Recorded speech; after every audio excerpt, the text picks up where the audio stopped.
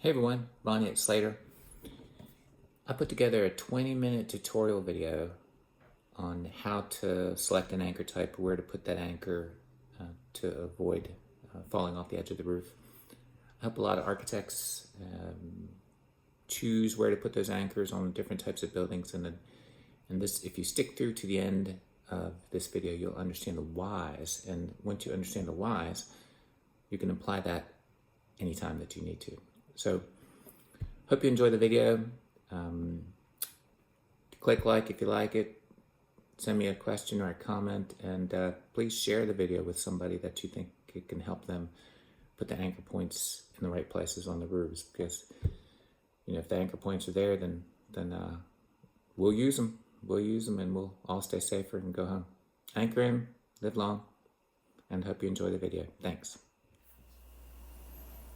Okay, everybody. Let's get started. I start a lot with Google Earth, and we're going to start with our first project with this University of Lynchburg.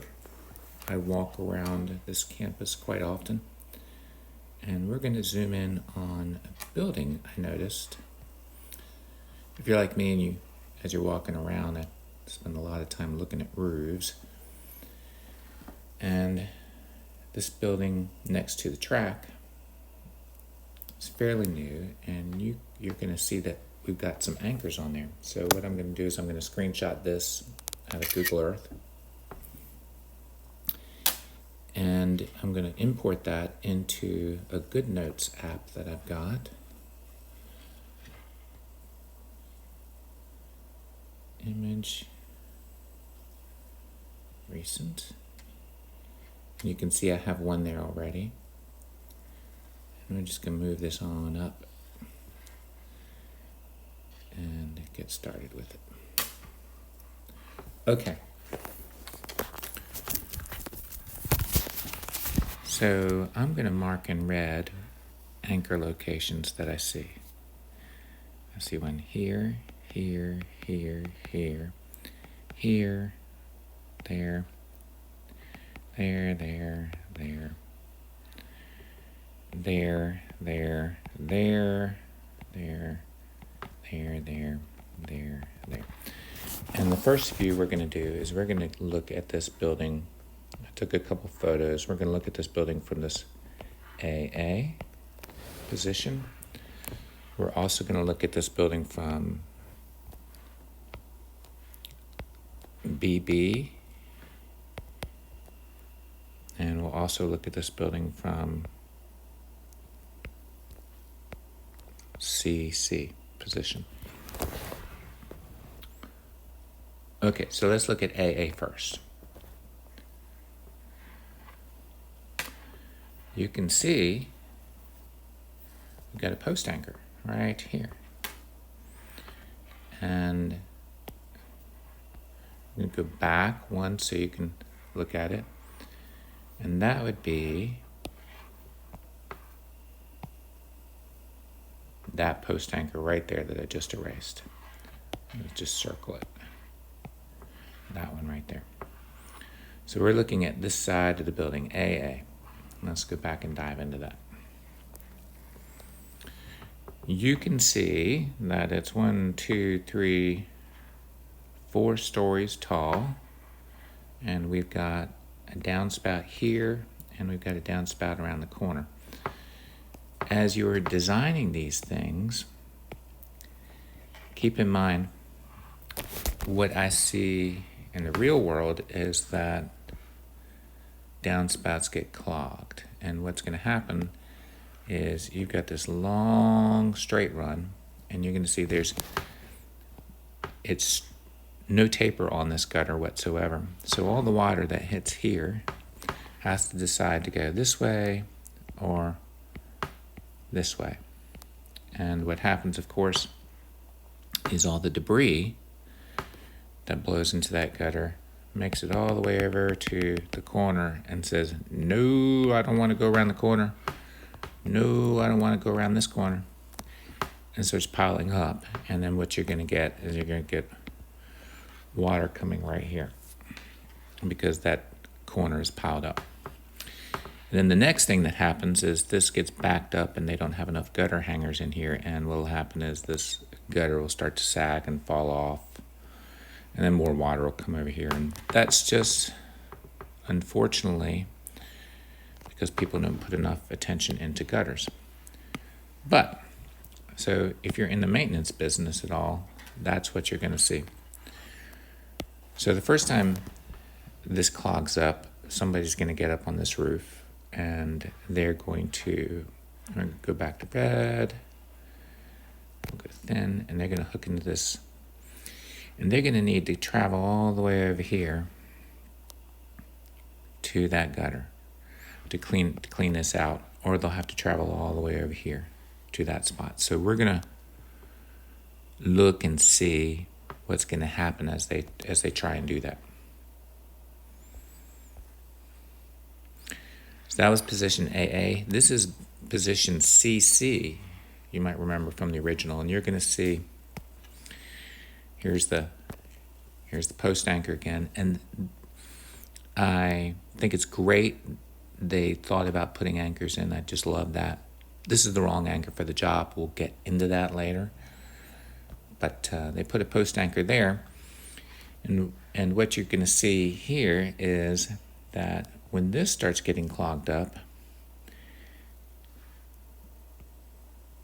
this rope can protect you really well right here, but when you go way out here, if you slip and fall, you're going to go way down here, and you might keep on going. Who knows what's going to happen, but it's not going to be good. You're going to drag the rope all the way across that. So that's position CC. And here's the other end of the building, BB, which is pretty much, you can see a mirror image of the other side, AA. So you're going to see that, okay, we got a downspout here, we probably have a downspout back there, and you have one post anchor right in the middle. So now I'm going to take you to SketchUp, and we're going to look at this just a little bit more. So we're going to look at this view in SketchUp. And let's see if I can get this going. Okay. So I am beginning my SketchUp journey and drew this part of this building and simulated it. And it's pretty much to scale. And we are going to screenshot that now. We're going to put it into our Good Notes program. Let's go back to here, go back to here. Image. Right here. That's great. All right, and then we're going to move this over to right here. All right. So, you remember we had a downspout here, and we had a downspout over there. And you remember that debris, I'm going to do that in green. Debris has to make its way around that corner. It has to make its way around that corner, and really doesn't want to do that, especially when that gutter is flat. And so this is where you're going to get your buildup of debris. This is where you're going to get your buildup of debris. And now let's look at what happens in the fall protection world. See if I can undo that, or redo that. Try that one more time. Works. Okay. And we're going to go to red. So the worker hooks to here, and they're going out to here. And as they get out to here, to reach here and to reach here, they kind of run out of real estate. They run out of area to stand, and it gets a little funny. And all it takes is just not much. Maybe a little bit of bad luck, a little bit of unattentiveness, and what happens is they fall. When they fall, this rope swings over this way. When I did this, I drew this rope and this rope is the exact same length as this rope in this SketchUp model. So as they fall, their rope drags across that whole edge. This is not even engaged in the load limiting lanyard yet, and they'll probably swing a little bit further before they swing back. So it's really bad on the rope. The rope may sever, the gutter may get destroyed, and the worker is left being suspended. So in the United States, most people are hooking to their dorsal ring, so I kind of drew that simulated. Do some research on suspension trauma.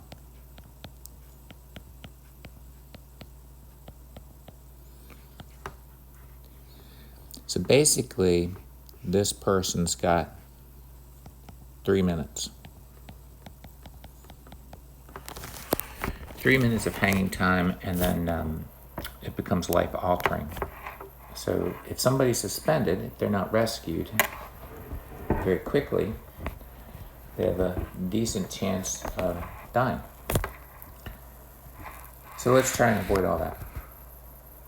And you can avoid all that with 1, proper training, and 2, enough anchors in the right spot. So what I did here is I drew, and we'll do this in blue. I drew a hip anchor, and in the example you're going to see, I used a V18 as a hip anchor on a couple jobs. But by putting in a hip anchor here, when the worker comes here, they can redirect with their rope, and now they can work this area very safely without risk of going over the edge. Matter of fact, if the worker has the right tools with 2 anchor points here, and 2 ropes,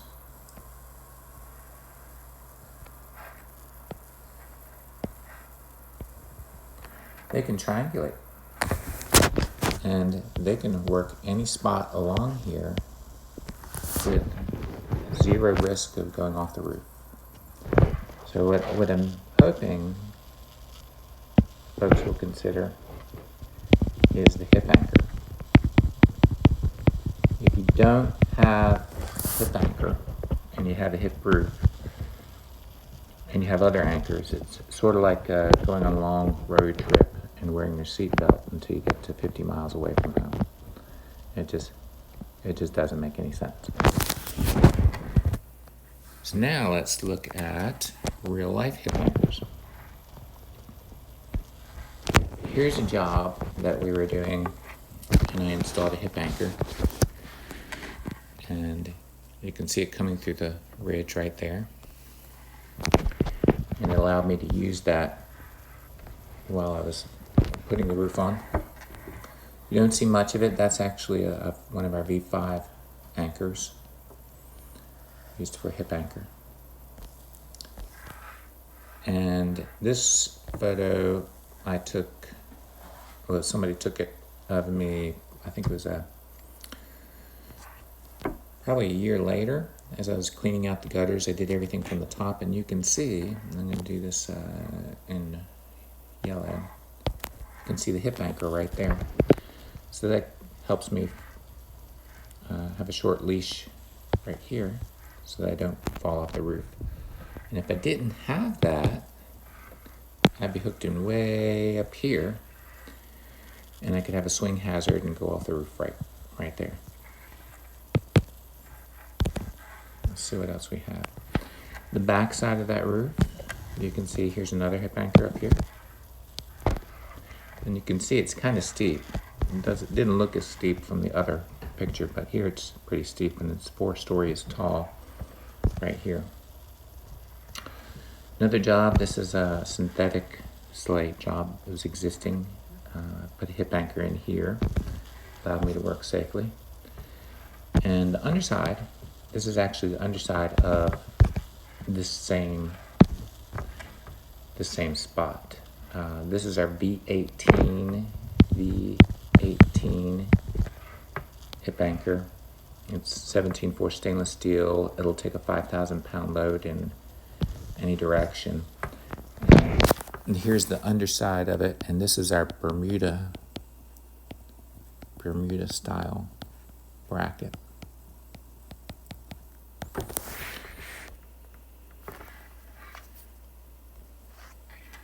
So let's go back and look at this one. And let's look at the anchor situation. So if you get in a position where you're considering fall protection, thank you for that. And thank you for thinking of all the current and future workers. If I were doing the anchor layout on this job, I'm gonna use I use red for the hip anchors. I will put a hip anchor here. I'll put a hip anchor here. Here, I have a flat roof around here, so I don't really need it on this side, but I'd put a hip anchor here. I put a hip anchor here. More flat roof area. I put a hip anchor here. And I put a hip anchor here. The next thing that I do, and I'm going to do this in light green. So you know they put all these anchors in these places. Instead of that, I'd like you to consider what happens when, let's say, we'll do this in bright orange. Let's say the worker needs to work over here, and if you're hooked to this anchor, you have to drag it across the ridge, down and over. If you drag it across the ridge, you're working here, you have to drag it across the ridge. That's bad for the ridge. That's bad for the rope.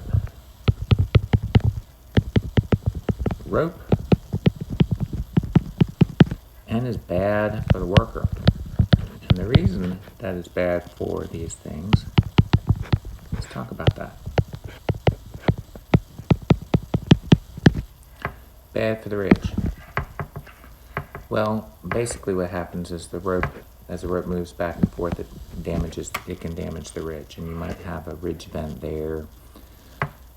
Regardless of your roof material, whether it's metal, whether it's asphalt shingle, whether it's slate or synthetic material, dragging your rope across, it's bad for the ridge. Bad for the rope. If you cut your rope, you're done. And ropes, they're not that expensive, but you don't want to have to replace them because you mistreated them. And why is this bad for the worker? Besides, of course, cutting your rope, it's bad for the worker because you want your anchor point in sight whenever you can do that. You want your anchor point in sight whenever you can do that. And the reason that you do is that way you can verify that your anchor is good. We were doing a job on some flat roofers that disconnected our anchor point because our anchor point was out of sight and the rope was in their way. Bad idea. I was upset. They didn't like me after that. So let's use orange, and I'm going to show you where I would actually plan on putting the anchors on this job. I would put an anchor. I'd use our V18 ridge anchor. I'd go here, here, here, and here. Here, here, here, and here. 1, 2, 3, 4. And you notice they only have 3. 1, 2, 3, 4. They only had 3. And you know, I might keep these anchors. I'm not sure. I have to think about that a little bit. But they had 3, and why use 4? And the reason for that is I like my distance between here and here to be shorter than my distance from here to here. And if you can make distance A shorter than distance B, what that means is that the worker can always get from here to here and here to here without ever risk of falling off. So, summary. Hip anchors, if you had a hip roof, it's going to save somebody's life. For the hip anchor, ideally I would use our V18 or our V24 for the hips. On your ridge anchors, you want to put the distance between these shorter than the distance from the ridge to the gutter. And so instead of having the anchor on one side, put the anchor on the ridge so that you can protect your rope. And the V18 and V24 are also good for the hip and the ridge. And you move them to those locations. If you need any help, I'm happy to help. And it's SLATOR-USA.com.